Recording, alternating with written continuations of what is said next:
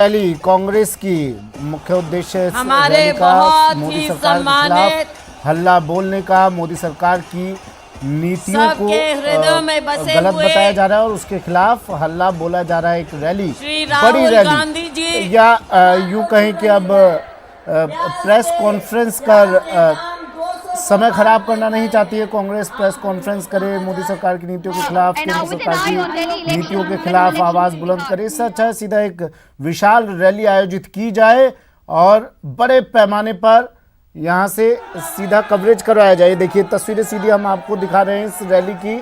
अब इस मंच के जरिए पूरे देश को संबोधित करेंगे राहुल गांधी और तमाम प्रमुख चेहरे कांग्रेस के। सोनिया गांधी भी यहाँ पर, राहुल गांधी, सोनिया गांधी, पूर्व प्रधानमंत्री मनमोहन सिंह, ये तमाम लोग यहाँ पर पहुँचे हैं मोदी सरकार की नीतियों के खिलाफ हल्ला बोलने के लिए। और हजारों लाखों की संख्या में देश भर से कार्यकर्ता कांग्रेस के यहाँ पहुँचे हैं और पहुँच रहे हैं।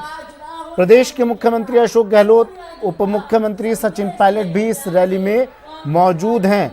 कैबिनेट मंत्री भी, तमाम लोग यहाँ मौजूद, राजस्थान के मंत्री यहाँ पर मौजूद हैं।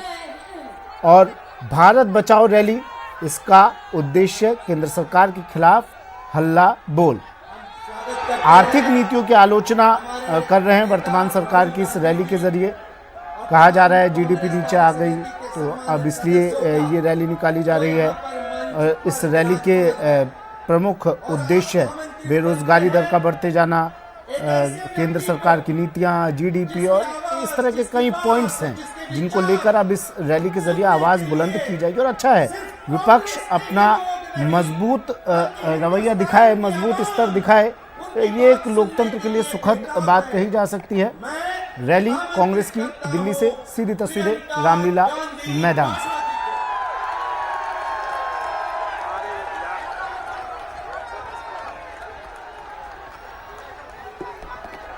कांग्रेसी कार्यकर्ताओं में अब जोश भरने के लिए राहुल गांधी, देखिए हाथ हिलाकर अभिवादन स्वीकार कर रहे हैं तमाम कार्यकर्ताओं का।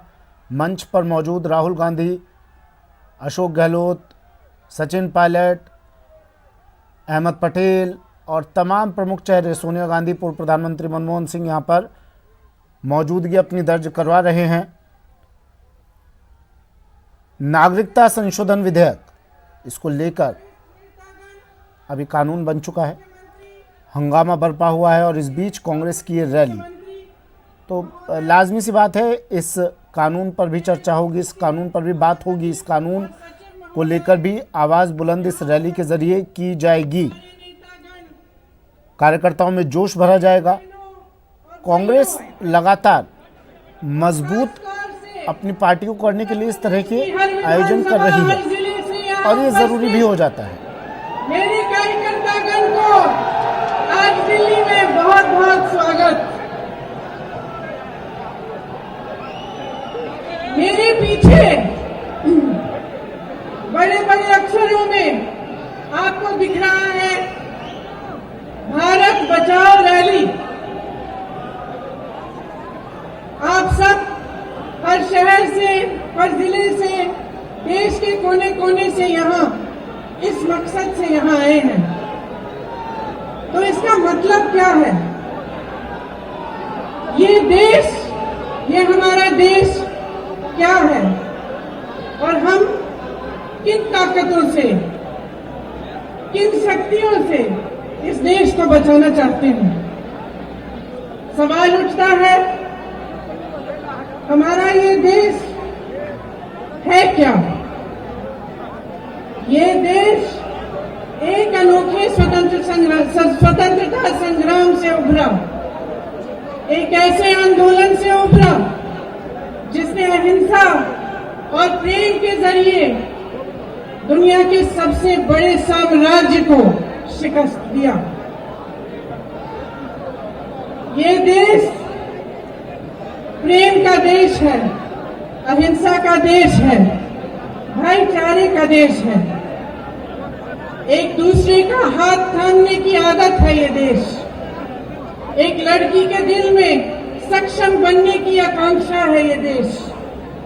एक नौजवान की आंखों में पल रहा मजबूत भविष्य का सपना है देश। एक किसान के लहलहाते खेत है देश, फैक्ट्री में काम कर रहे मजदूर की कड़ी मेहनत है देश, एक फौजी के दिल में मातृभूमि के लिए जान देने की इच्छा है देश, अच्छाई, सच्चाई और विकास का सपना है देश, और उस सपने को देखने का हक, उसका अधिकार हर नागरिक को देने वाला संविधान है ये देश। हर हिंदुस्तानी को समानता, स्वतंत्रता और स्वाभिमान देने वाला लोकतंत्र की शक्ति देने वाला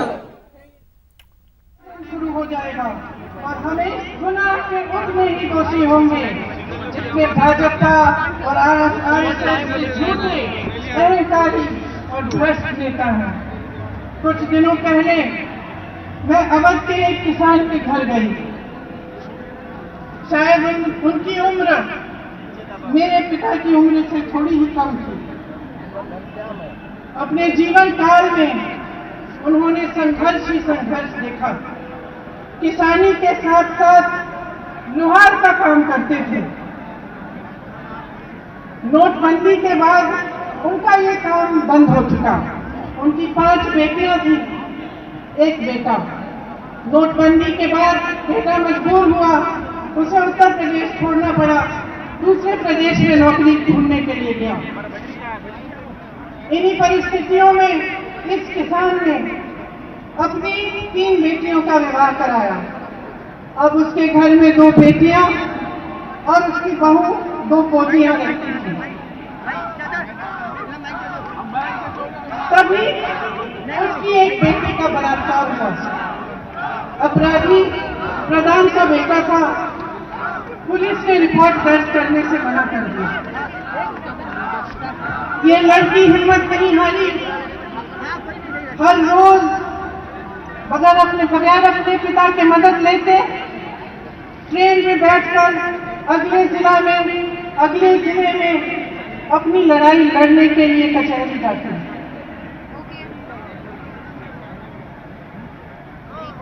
यहाँ पर उसके गांव में प्रधान और उनके परिवार के लोगों ने बेरहमी से उसके पिता को पीटा, उसके खेत जला डाले, उसकी 9 साल की भाभी की बेटी को भयंकर तरह से धमकाया। फिर भी वो उसके गांव में प्रधान और उनके परिवार के लोगों ने बेरहमी से उसके पिता को पीटा, उसके खेत जला डाले, उसकी 9 साल की भाभी की बेटी को भयंकर तरह से धमकाया। फिर भी वो हिम्मत नहीं हारी। इंसाफ की आस में एक सुबह उठकर अपने घर से अदालत जा रही थी, जब अपराधियों ने उसे पकड़ा और बीच सड़क में उसे जला डाला। जलते हुए वे साहसी लड़की 1 किलोमीटर भागी और अंत में हार कर गिर गई। उनके घर में बैठे हुए मैं उस लड़की की भाभी से ये दास्तां सुन रही थी, जब उसके पिता ने अपने चेहरे को अपने हाथों में छुपाकर उसके पिता रोने लगे। मुझे उस पल में अपने पिता की याद आई। उस पिता के अपनी बेटी के प्रेम को देखते हुए मुझे अपने पिता की याद आई, जिनके छलनी शरीर को मैंने 19 साल की उम्र में मैं घर लाई। मेरे आंखों में भी आंसू आए।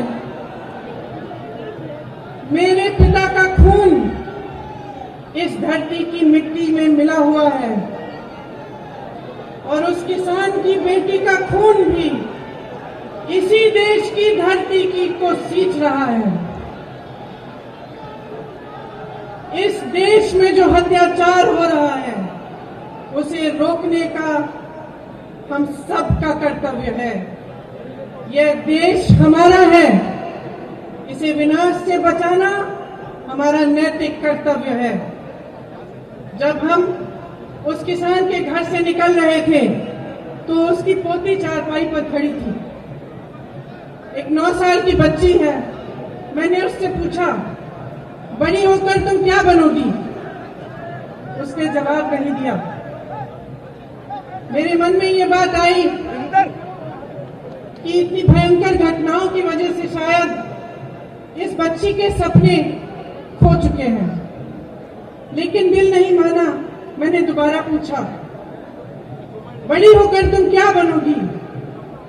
इस बार वे आस्ते से बोली, जो वकील से भी बड़ा होता है मैं वो बनूंगी, मैं जज बनूंगी। न्याय हर इंसान का अधिकार है, हर इंसान की आकांक्षा है। न्याय की लड़ाई लड़ने से बड़ी कोई भी देशभक्ति नहीं है। आज जिस दौर से हमारा देश गुजर रहा है, चारों तरफ अन्याय है। महिलाओं के साथ अत्याचार होते हैं तो अपराधियों की रक्षा होती है। गरीबों पर मुसीबतें लादी जाती हैं और बड़े बड़े उद्योगपतियों के कर्ज माफ किए जाते हैं। ऐसे कानून बनाए जाते हैं जिससे लाखों नागरिक बंदी की तरह रखे जाते हैं। आज अन्याय के खिलाफ जो नहीं लड़ेगा वे इतिहास में कायल कहलाएगा। इस देश को बचाना है तो बहनों और भाइयों मन बना लो। इस देश की मिट्टी प्यारी है तो साहस बांधो। भारत देश की रखवाली करना, इसमें स्वतंत्रता, समानता और स्वाभिमान का एक हक बरकरार रखना इस देश के प्रति हम सब की जिम्मेदारी है। अवध में उस गांव में एक नन्ही सी लड़की के सपनों की तरह हर हिंदुस्तानी के सपनों को सुरक्षित रखना हमारी जिम्मेदारी है, आप सबकी जिम्मेदारी है। और इस जिम्मेदारी को निभाने के लिए सबसे बड़ी भूमिका कांग्रेस के मेरे कार्यकर्ता बहन और भाई आप सबकी है। आप सब यहाँ आए हैं आज अपने देश को बचाने के लिए, ये भावना लेकर यहाँ आए हैं। इसके लिए मैं एक बार फिर आप सबको बहुत बहुत धन्यवाद देती हूँ। जय हिंद, जय हिंद।